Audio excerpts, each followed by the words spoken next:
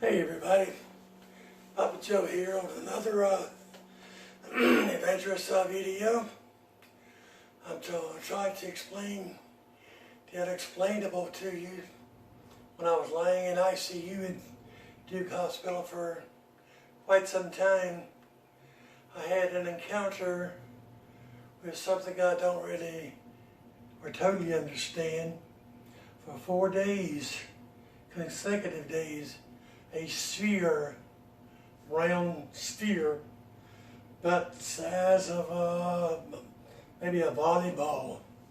It appeared in my room, higher than my head, 10 feet away from me. It didn't spin, didn't shine, no nothing. It was just silent, midair. So I said, well, this has got to be something from, another world, another dimension. I had no idea what it was. And I didn't know anybody I could even ask because nobody else would know. So on the second day, it appeared again. Very same thing. I was lying in my bed because I couldn't get up and walk. But I was lying there, and there it was. And I've had people ask me, did you try to get up and touch it? I said, well, no. If God wanted me to touch it, He would have put it in my hands, which He did not. God didn't speak to me about it. He had nothing to say about it. The third day, it appeared again. And while the nurses and doctors were going and coming through doing their jobs, in which I had the best doctors and nurses in the world up there at Duke, and the fourth day was the game changer, you might say. The fourth day, my hero doctor, he came in the room. I mean, he's world renowned. Everybody knows him, but I can't call his name out. I've been asked not to, but it wouldn't be hard to figure it out. But he was in my room and he said, well, Joseph, would you like the good news or would you like the bad news? I said, just give me both of them. I can take them. I'm ready for it. He said, well, the good news is soon you'll be going what we call a step down. I said, okay, that sounds good. And he says, the bad news is, he says, your kidneys are dead and your liver is failing. He says, so you will have to come here every other day once you're discharged and have dialysis because there's nowhere else in North Carolina that can do this for you. And I said, that's an awful lot to ask it. And he says, well, you don't have any choice. And I said, okay, I guess you're right. I said, well, let me talk to my kidneys and let me talk to the Lord about it. And tomorrow we'll see just, where I stand at, what I can do and what I can't do. And through the night, I prayed and I cried. I ain't ashamed to say it. When you shed tears of joy, when you talk to the Lord, that's as fine as you could ever ask for. I'm not ashamed to tell a story like that.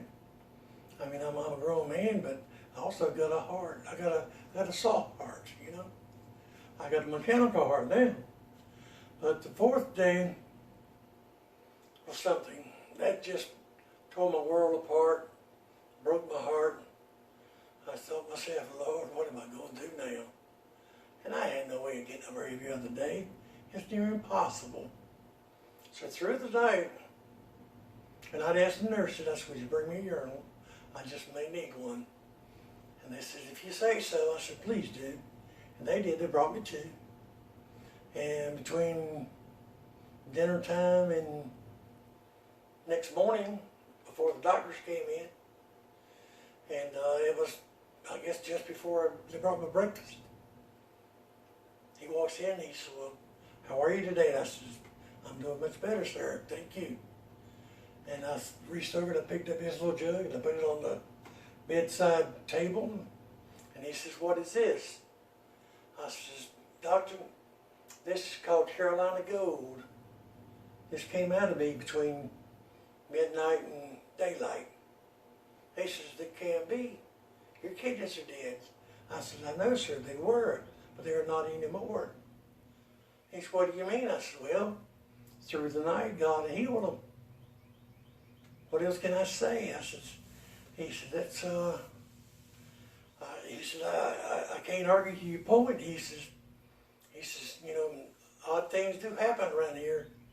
I says, yes, sir. And I says, the thing about it is, I said, he's always here with you. Believe it or not, he's always here with you. Or some guardian angels are always in and out. And I said, believe it or not, you can't say it's not, and you can't say it is, so I don't know. But when it gets to the point, so like right now with this coronavirus thing going on, I can't be around anyone because if I get the virus, it would just take me right on out. There's no doubt about it. But we do need to pray for the entire globe, the whole world. And the little song used to sing, he's got the whole world in his hands.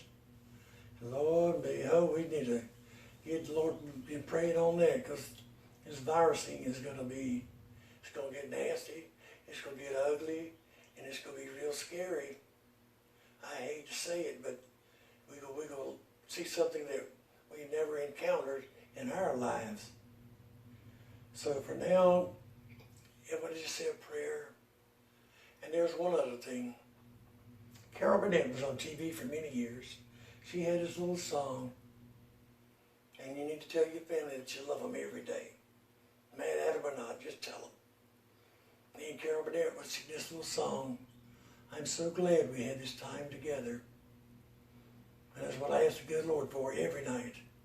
Lord, all I need is just a little more time. Not a whole lot, just a little more time. And then I tell him I love him. Tell him I appreciate him. I appreciate all my family, all my neighbors,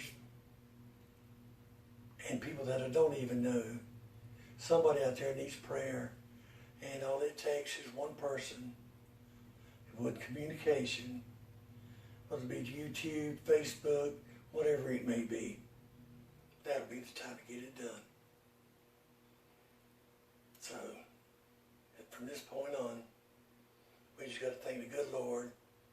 We got to stay away from places that we shouldn't be in, exposing ourselves, because if you expose yourself, you'll expose your family, and that's going to be a terrible, terrible day. So I wish you all the best in the world out there, and just remember that the good Lord is always by your side, and he'll never leave you. That's my story, and I'm sticking to it. Love you guys. Papa Joe.